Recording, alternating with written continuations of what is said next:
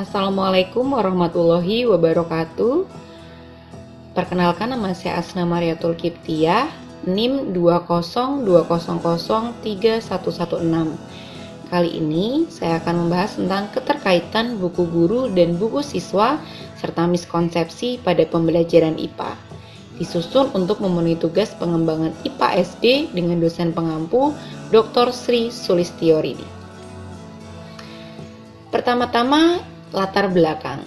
Buku guru adalah buku panduan bagi guru dalam melaksanakan pembelajaran di kelas yang berisi langkah-langkah pembelajaran yang didesain menggunakan pendekatan saintifik sesuai dengan kurikulum 2013.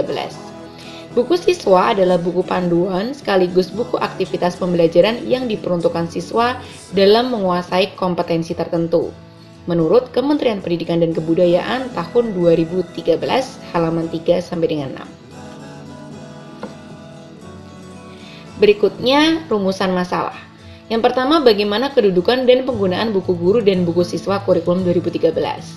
Kedua, bagaimana kesesuaian antara buku guru dan buku siswa pada pembelajaran IPA kurikulum 2013, serta bagaimana miskonsepsi pembelajaran IPA pada sekolah dasar. Tujuannya, 1. Memahami kedudukan dan penggunaan buku guru dan buku siswa kurikulum 2013, memahami kesesuaian antara buku guru dan buku siswa pada pembelajaran IPA kurikulum 2013, serta memahami miskonsepsi pembelajaran IPA pada sekolah dasar. Ya, kita lanjut ke kedudukan dan penggunaan buku guru dan buku siswa kurikulum 2013. Kedudukan dan penggunaan buku guru dan buku siswa kurikulum 2013, yang pertama sebagai petunjuk penggunaan buku siswa, di mana guru dapat menemukan urutan materi, jaring tema, dan pemilihan pembelajaran yang dikembangkan. Kedua, sebagai acuan kegiatan pembelajaran di kelas. Maksudnya, guru perlu menyajikan tujuan, media, langkah-langkah, teknik penilaian, dan jenis lembar kerja yang digunakan. Ketiga, penjelasan tentang metode dan teknik pembelajaran yang digunakan dalam proses pembelajaran. Ini berarti buku guru memuat informasi tentang metode dan teknik pembelajaran yang digunakan sebagai acuan penyelenggaraan proses pembelajaran. Berikutnya, bagaimana penggunaan buku guru dan buku siswa. Pertama, bukalah buku guru tema tertentu. Kedua, cermatilah halaman yang berjudul tentang buku guru dan bagaimana menggunakan buku guru. Ikutilah petunjuk yang ada pada halaman tersebut. Ketiga, rancangan pembelajaran setiap tema dibagi dalam rancangan subtema yang tampak pada jejaring subtema dan pemetaan kompetensi dasar pada buku guru. Guru diharapkan mencermati jaringan subtema yang memuat kompetensi dasar muatan pembelajaran yang akan dicapai pada satu minggu sesuai dengan judul subtema. Keempat, jaringan subtema terdiri atas jaringan subtema untuk KD dari KI 1 dan KI 2 serta jaringan subtema untuk KD dari KI 1, maksud saya KI 3 dan KI 4. Kelima, jaringan subtema KD dari KI 3 dan KI 4 dijabarkan lagi menjadi jaringan kompetensi dasar dan indikator setiap pembelajaran.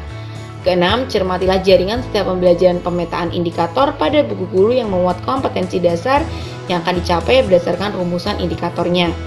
Ketujuh, setelah mencermati indikator yang akan dicapai pada setiap pembelajaran, cermatilah tujuan pembelajaran yang terdapat di buku guru.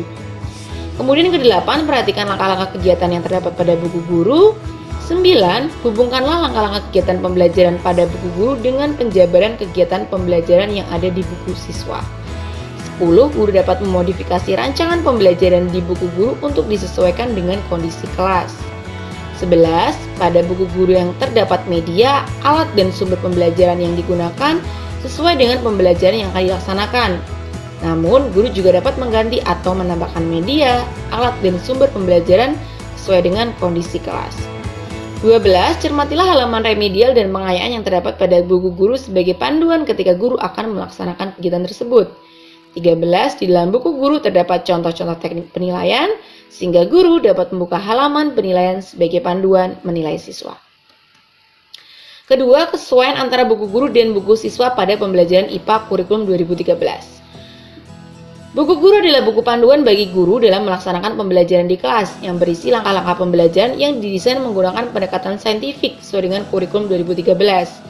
Sedangkan buku siswa disusun untuk memfasilitasi siswa mendapat pengalaman belajar yang bermakna.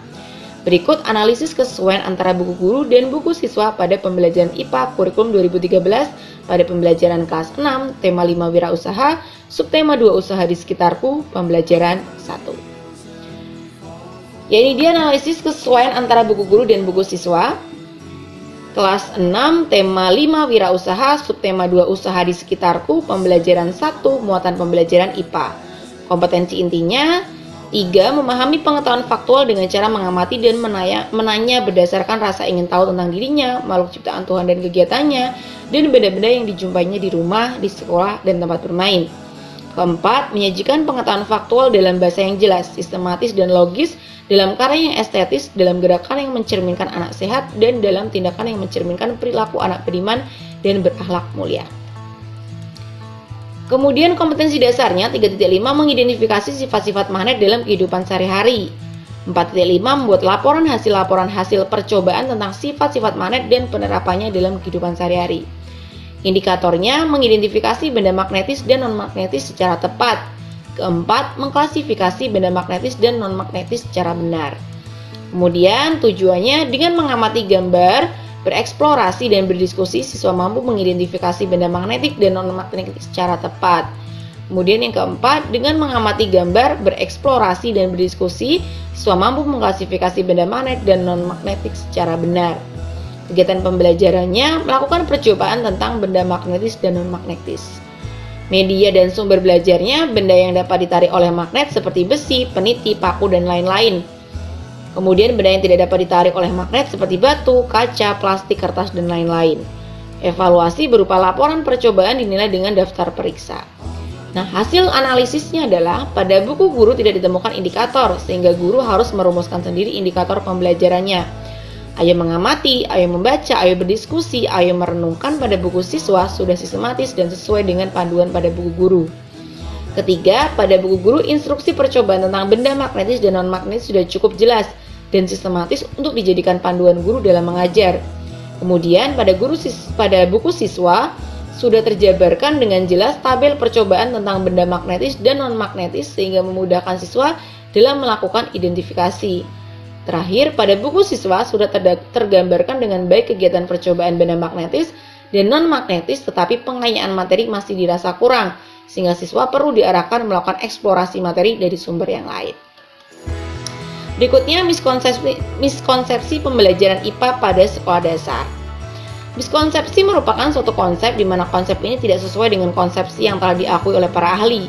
Banyak sekali yang mempengaruhi terjadinya miskonsepsi, salah satunya yaitu bisa berasal dari buku ajar yang dijadikan panduan oleh pendidik maupun peserta didik. Faktor utama yang menyebabkan terjadinya miskonsepsi dalam fisika misalnya, itu berasal dari siswa, pendidik, cara mengajar, dan buku ajar. Berikut miskonsepsi pembelajaran IPA pada pembelajaran kelas 6, tema 5 wirausaha, subtema 2 usaha di sekitarku, pembelajaran 1. Kompetensinya tadi sudah saya sebutkan, indikatornya juga, tujuannya juga. Kita langsung ke miskonsepsi pembelajaran IPA. Siswa menganggap bahwa batu merupakan salah satu benda magnetis yang dapat ditarik oleh magnet. Kedua, siswa tidak memahami jika sebuah magnet yang dipotong menjadi beberapa bagian akan membentuk kutub utara dan selatan yang baru. Ketiga, siswa tidak memahami bahwa benda logam dapat menjadi benda magnetis jika diberikan perlakuan tertentu. Kemudian, siswa menganggap bahwa magnet merupakan salah satu jenis batuan. Kelima, siswa menganggap semua benda logam adalah benda magnetis.